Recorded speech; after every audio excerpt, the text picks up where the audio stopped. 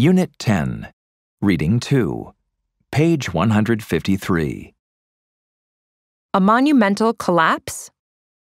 It is a familiar tale of greed, stupidity, and self-destruction. For hundreds of years, the inhabitants of Easter Island competed to build ever more impressive statues, depleting their resources to feed their obsession. Ecological disaster was inevitable. As the island's last tree was felled, the society collapsed into warfare, starvation, and cannibalism. Rival clans toppled each other's statues. The workers rose up against their rulers. The vanquished were either enslaved or eaten. This version of events on Easter Island has become not only the accepted story, but a dark warning about a possible fate for our entire planet. The parallels between Easter Island and the whole modern world are chillingly obvious, writes Jared Diamond of the University of California, Los Angeles, in Collapse. Easter's isolation makes it the clearest example of a society that destroyed itself by overexploiting its own resources.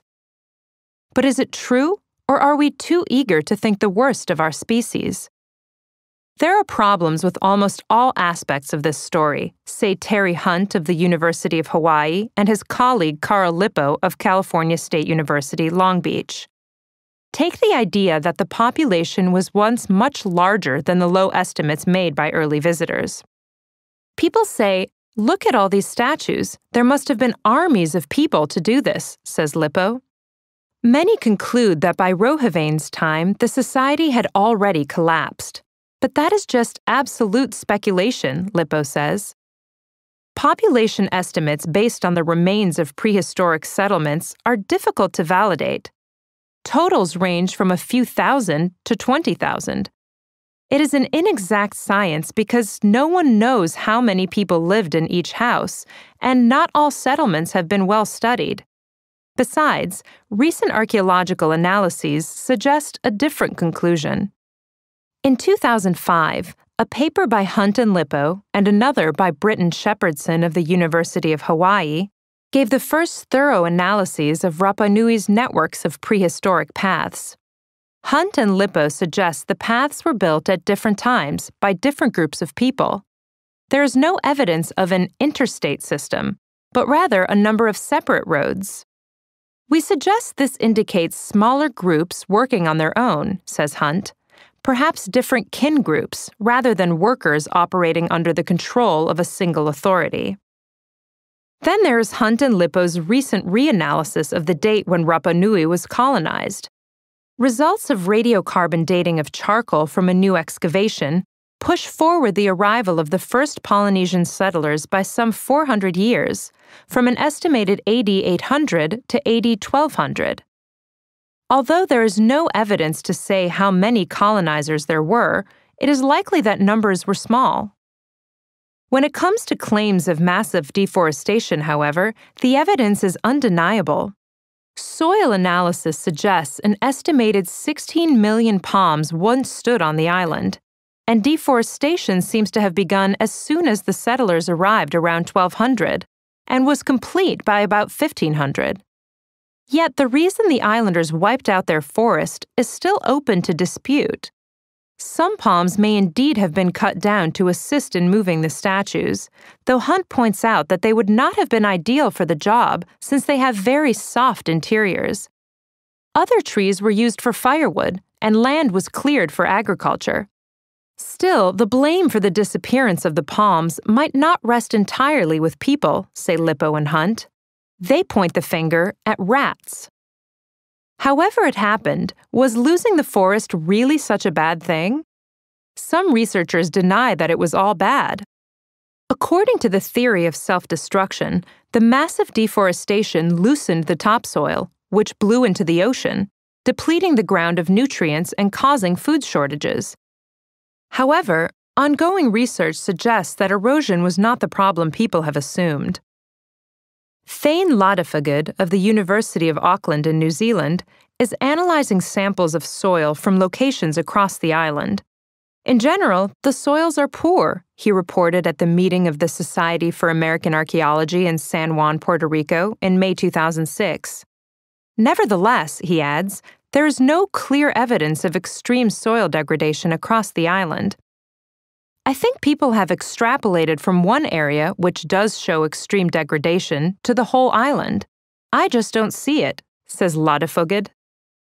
What is apparent on the ground is the large number of rock gardens that cover much of the island's interior, in which crops such as taro, yams, and bananas were grown.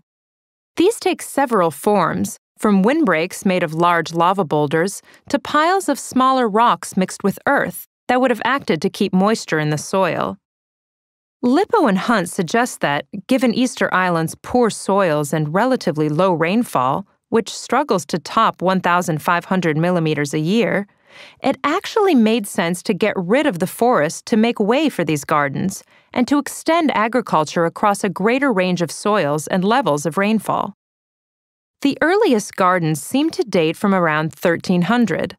Christopher Stevenson of the Virginia Department of Historic Resources thinks that they were abandoned from about 1600. This would have coincided with a revolt against the ruling class, triggered by food shortages when the timber ran out and people could no longer make rafts for deep-sea fishing or hunt the birds and animals that died out with the palm forests. Norwegian anthropologist Tor Heyerdahl, who studied the island in the 1950s, pinpointed the infighting to about 1680, based on a burn layer in the soil. Diamond also settles on a date of around 1680. The collapse of Easter society followed swiftly upon the society's reaching its peak of population, monument construction, and environmental impact, he writes.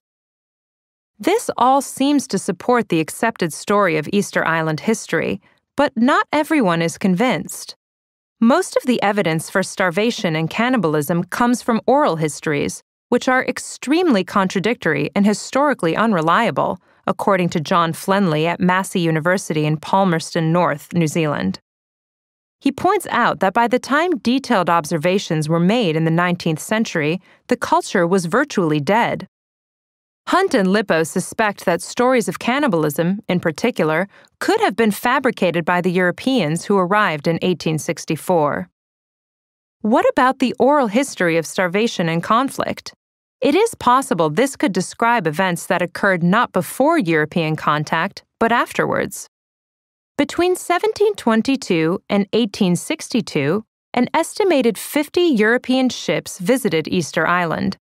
By the 1830s, whalers reported widespread disease on the island, says Benny Pizer of Liverpool John Moores University, UK.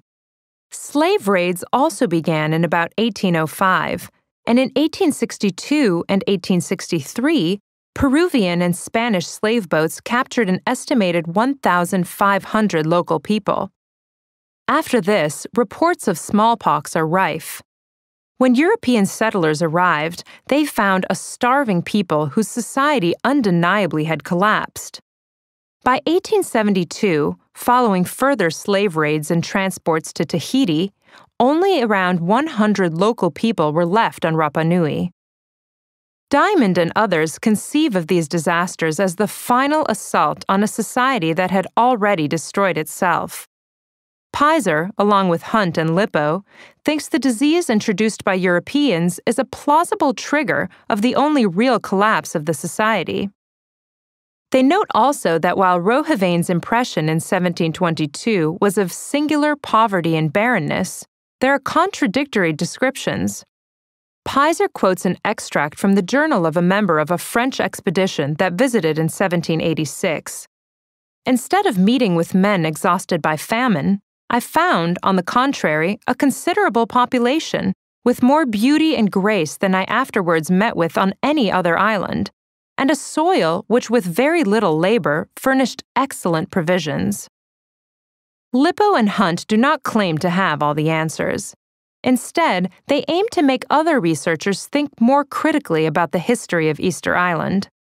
The story of ecocide may usefully confirm our darkest fears about humanity, but, as Diamond points out in Collapse, for every society that self-destructs, there is another that does the right thing. It is far from clear that the Easter Islanders made their situation much worse for themselves, but only more evidence will resolve the issue.